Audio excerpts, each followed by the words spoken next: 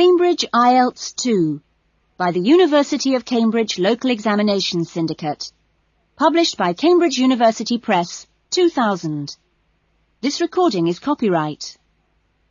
Cassette 1, Side 2. Test 2.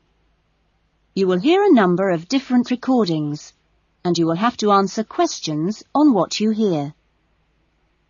There will be time for you to read the instructions and questions, and you will have a chance to check your work. All the recordings will be played once only. The test is in 4 sections. Write all your answers in the listening question booklet. At the end of the test, you will be given 10 minutes to transfer your answers to an answer sheet. Now turn to Section 1. Section 1. Gavin, a newly arrived student, wants to insure the contents of his apartment. He calls an insurance agent to ask for information. First, you have some time to look at questions 1 to 6.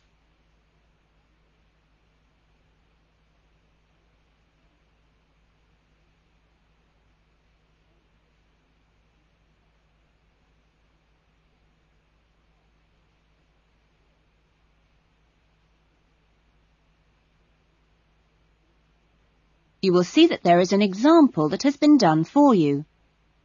On this occasion only, the conversation relating to this will be played first.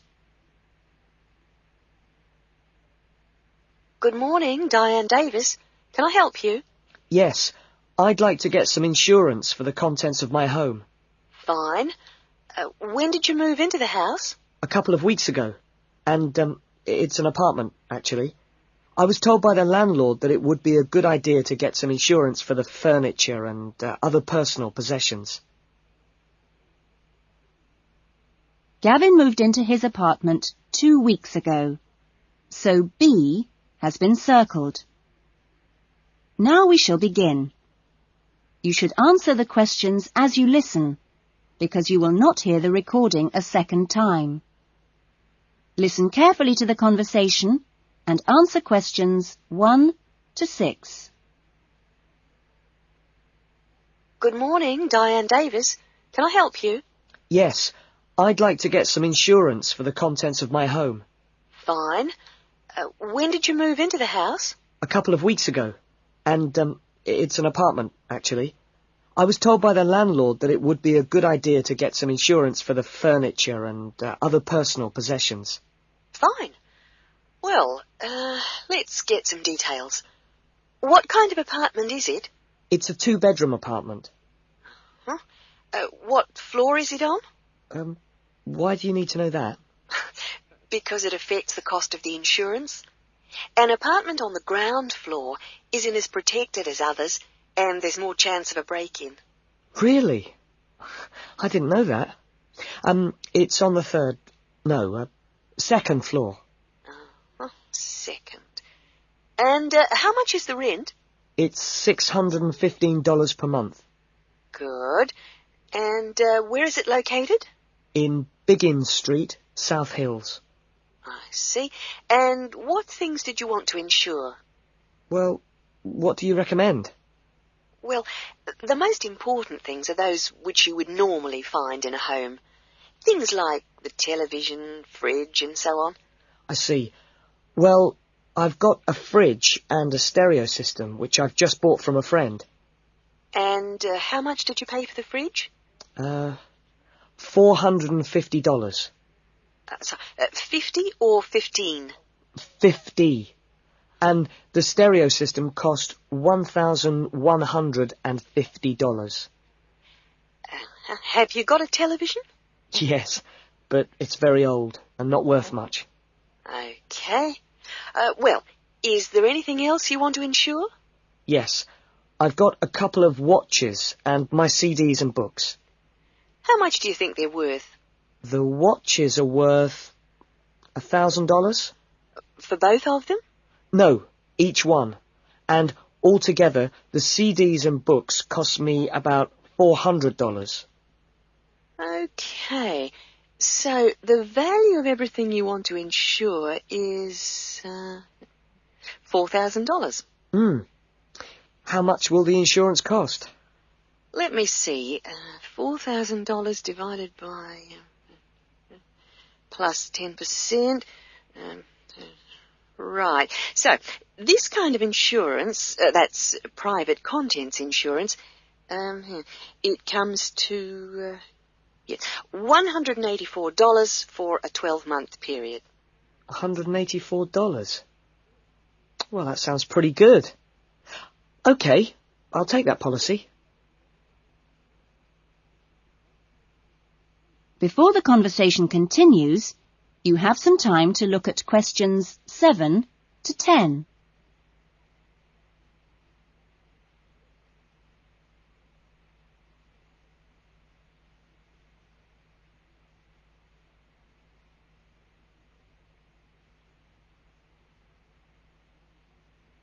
Now listen carefully and answer questions 7 to 10. Can I arrange the policy over the phone? Sure. Just let me get the details down. So, that's Mr. Gavin Murray. That's Murray. And the address is? It's 16C, Biggins Street, South Hills. Okay.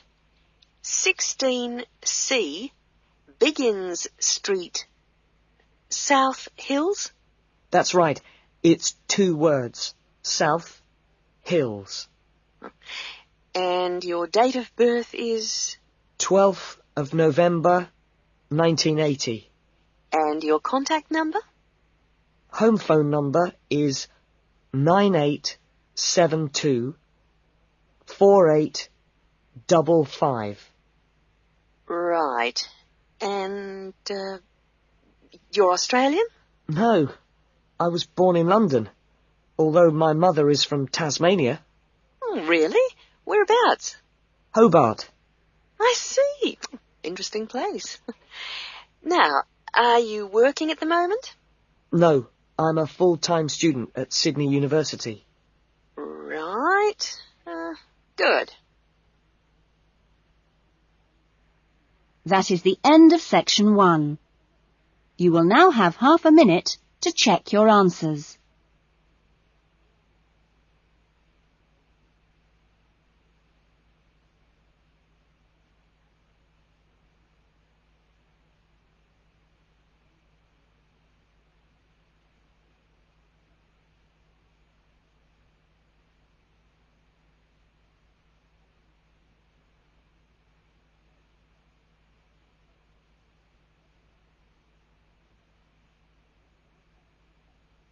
Now turn to section 2.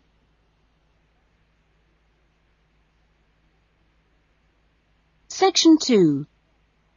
You will hear an address by the college president welcoming new students to a residential college. First, you have some time to look at questions 11 to 14.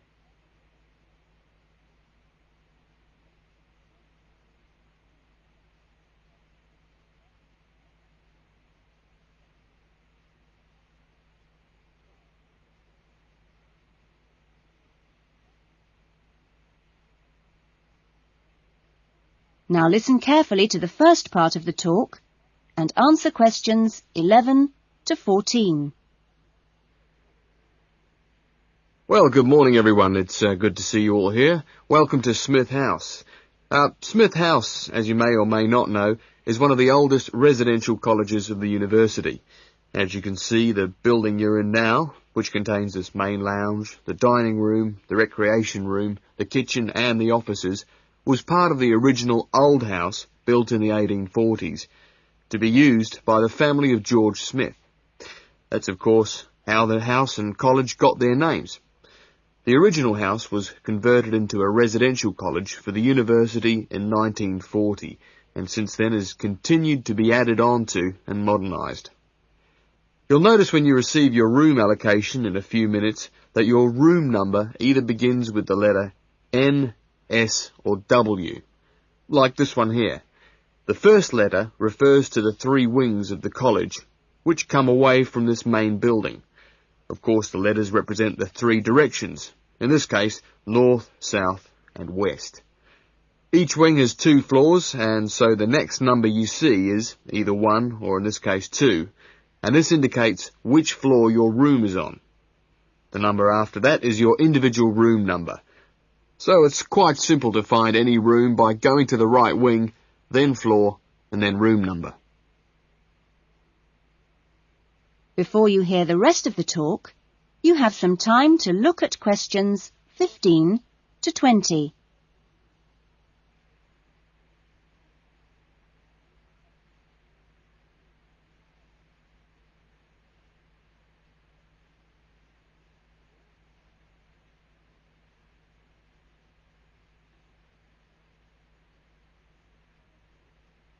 Now listen carefully and answer questions 15 to 20.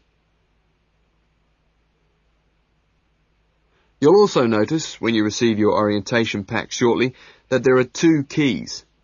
One is the key to your room, and only you have that key, and the other is a key to the front door, which you've just come through here from the street. This door is closed and locked at 8 p.m. every night, and opened again at 7 a.m. You'll need your key if you're coming back to the college between those times. We ask all students to always enter and leave the college through the front door. You'll notice at the end of each corridor that there is another door, but these are fire doors and are kept locked from the outside. They should only be opened from the inside in case of emergency. In your fees, you've paid a laundry fee, which covers the cleaning of bed linen and towels. All bed linen and towels are clearly embossed with the name Smith House, so it's easily identifiable. If you want your other laundry to be done by the college, this can be arranged for a small extra fee. There are only a few rules here at Smith House, and we have these rules so that we can all live comfortably together. The most important rule is that there must be no noise after 9 p.m. There is also no smoking in the rooms or anywhere inside the college, but smoking is permitted on the balconies. All meals are served in the dining room. Meal times are listed in your orientation pack. Please read these carefully, as meal times cannot be changed, and if you arrive late, I'm sorry to say, you'll just go hungry. If you're unsure about things, each floor has an elected floor senior, who is usually a student in their 3rd or 4th year of study, who's been at Smith House for a while. The floor seniors will introduce themselves later today and answer any questions you have. But for now, I'm going to hand you over to Marnie, who is going to give you the orientation packs and keys. Thanks, Marnie. That is the end of section 2. You will now have half a minute to check your answers.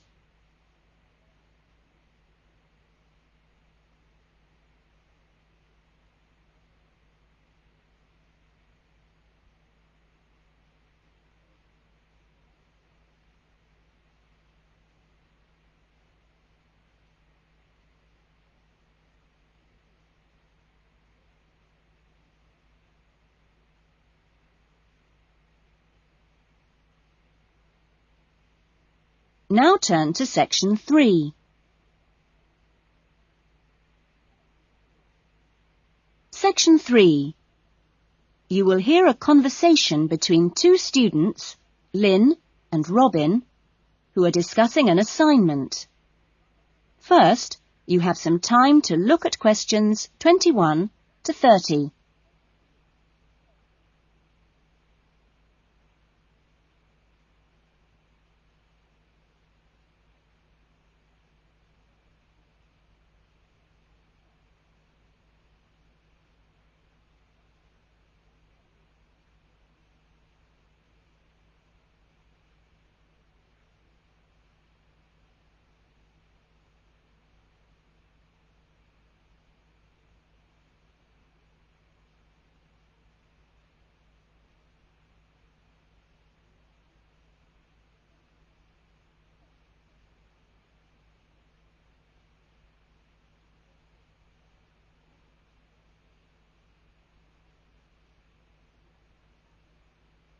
Now listen carefully to the conversation and answer questions 21 to 30.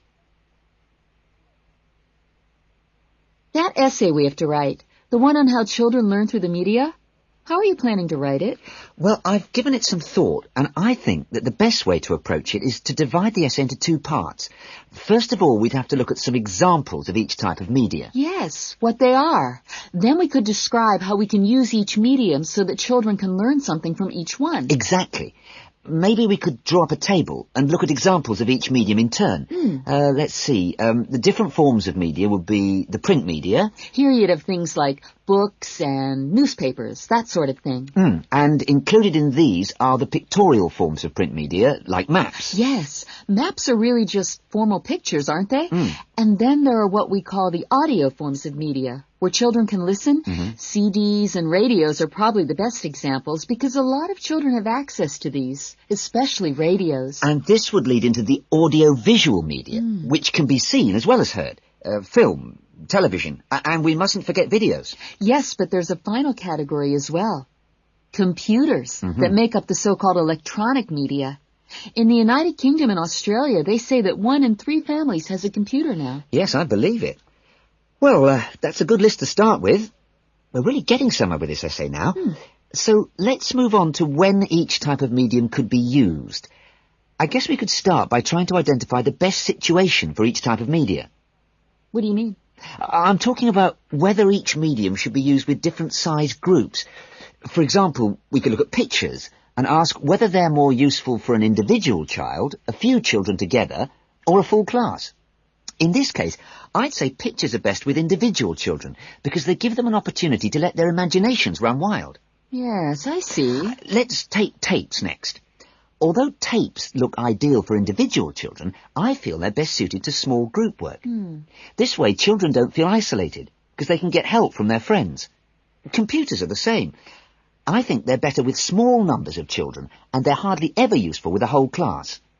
Videos, however, are ideal for use with everyone present in the class, especially when children have individual activity sheets to help them focus their minds on what's in the video. And what about books? What would you recommend for them? Books are ideal for children to use by themselves. I know they're used with groups in schools, but I wouldn't recommend it. Other pictorial media like maps, though, are different. I'd always plan group work around those. Give the children a chance to interact and to share ideas. I agree. Teachers often just leave maps on the wall for children to look at when they have some free time. But kids really enjoy using them for problem solving. Yes. Different people have different ideas, I suppose. Yeah, and different teachers recommend different tools for different age groups. That is the end of section 3. You will now have half a minute to check your answers.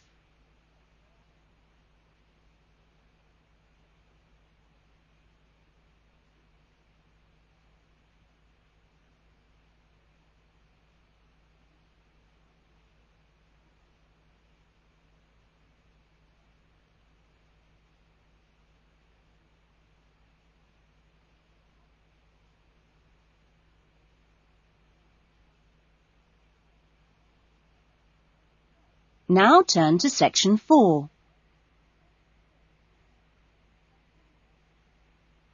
Section 4.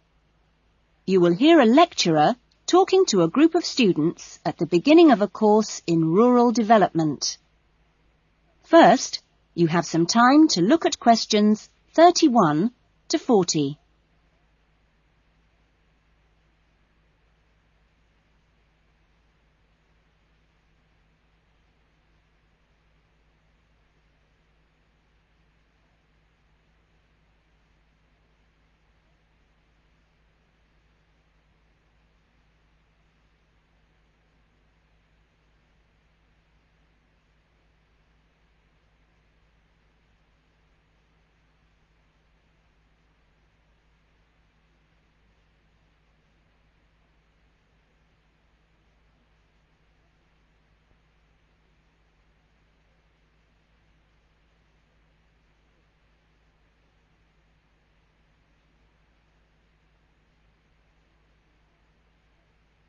Now listen carefully to the talk and answer questions 31 to 40.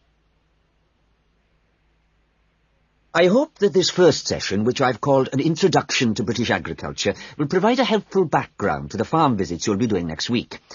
I think I should start by emphasising that agriculture still accounts for a very important part of this country's economy. We are used to hearing the UK's society and economy described as being industrial, or even post-industrial.